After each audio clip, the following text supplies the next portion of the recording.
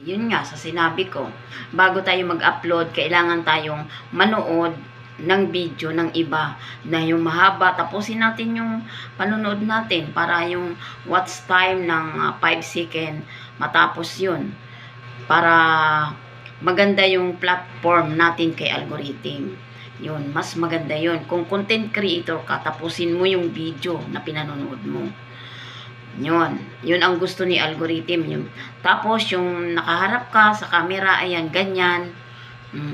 Kailangan, ikaw personal, na nagsasalita, na nakikita niya talaga yung inyong pagsasalita para maganda yung kanyang, maganda yung ating performance sa kanya para maipakalat niya sa wider audience at posibleng mag-viral tayo. Kasi original yung ating tinatalakay, tinatangkilik sa pamamagitan ng pagsasalita natin sa harapan ng kamera. Ganon.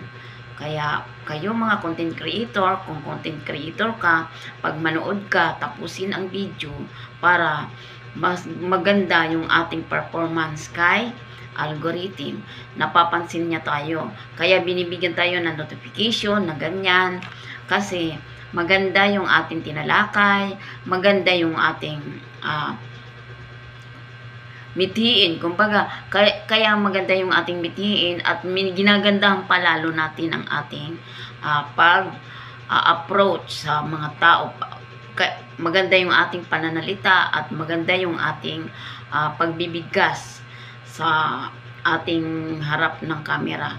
Ganon. Kailangan sa mga baguhan, tapusin ang ating video para maganda yung ating kalalabasan sa ating performance. Ganon. Yung retention, ang haba ng ating panunood para mas maganda yung ating watch time. Kung umabot ng 5 second na pataas, maganda na yun. Yun lang aking masasabi. Kaya, kung nagustuhan nyo ang video ko, andito si Kapalanga, maraming salamat at nagsasabi sa inyong saludo ako.